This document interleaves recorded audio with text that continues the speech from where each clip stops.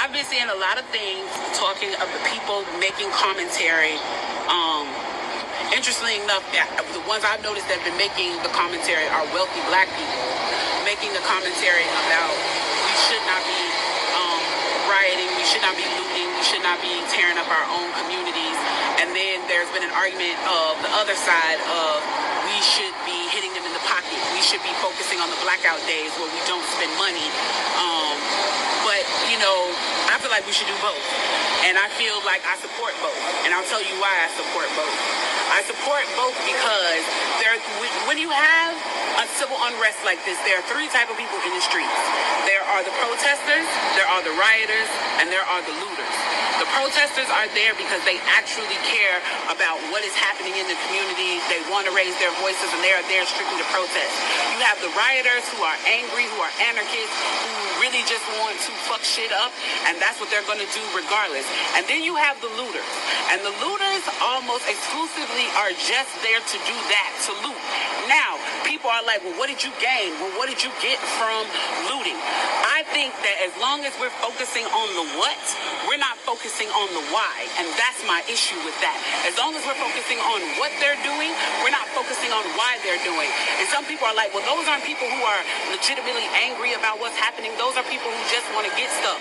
Okay, well then, let's go with that. Let's say that's what it is. Let's ask ourselves why in this country in 2020, the financial gap between poor blacks and the rest of the world is at such a distance that people feel like their only hope and only opportunity to get some of the things that we flaunt and flash in front of them all the time is to walk through a broken glass window and get it. That they are so hopeless that getting that necklace, getting that TV, getting that change, getting that bed, getting that phone, whatever it is that they're going to get, is that in that moment when the riots happen and if they present an opportunity of looting, that's their only opportunity to get it.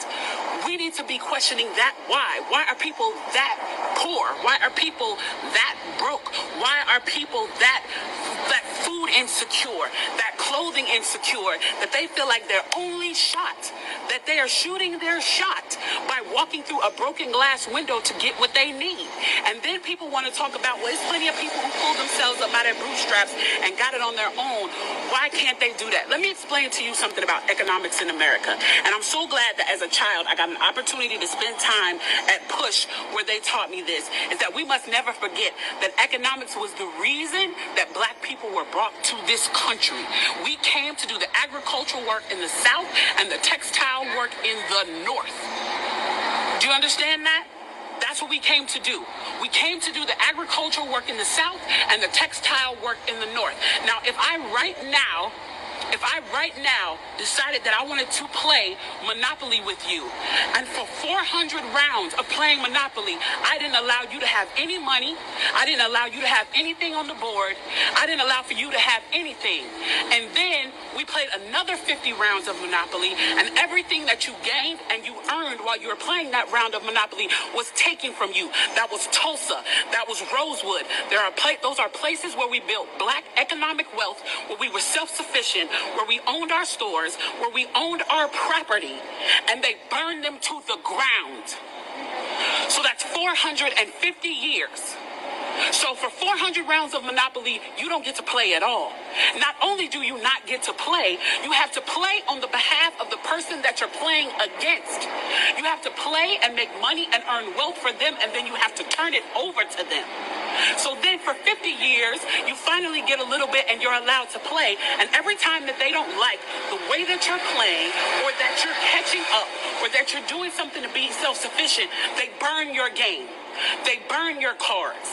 They burn your Monopoly money. And then, finally, at the release and the onset of that, they allow you to play and they say, okay, now you catch up. Now, at this point, the only way you're going to catch up in the game is if the person shares the wealth, correct? But what if every time you share the wealth, then there's psychological warfare against you to say, oh, you're an equal opportunity hire. So if I played 400 rounds of Monopoly with you and I had to play and give you every dime that I made, and then for 50 years, every time that I played, if you didn't like what I did, you got to burn it like they did in Tulsa and like they did in Rosewood, how can you win?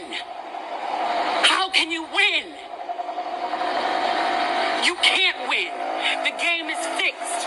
So when they say, why do you burn down the community? Why do you burn down your own neighborhood?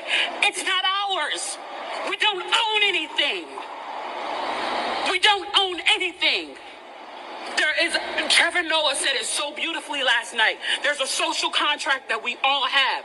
That if you steal or if I steal, then the person who is the authority comes in and they fix the situation. But the person who fixes the situation is killing us. So the social contract is broken.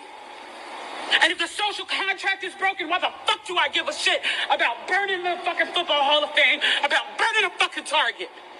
You broke the contract when you killed us in the streets and didn't give a fuck. You broke the contract when for 400 years we played your game and built your wealth. You broke the contract when we built our wealth again on our own by our bootstraps in Tulsa and you dropped bombs on us.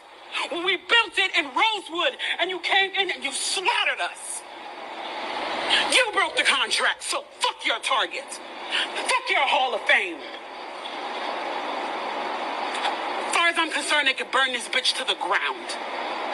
And it still wouldn't be enough. And they are lucky that what black people are looking for is equality and not revenge.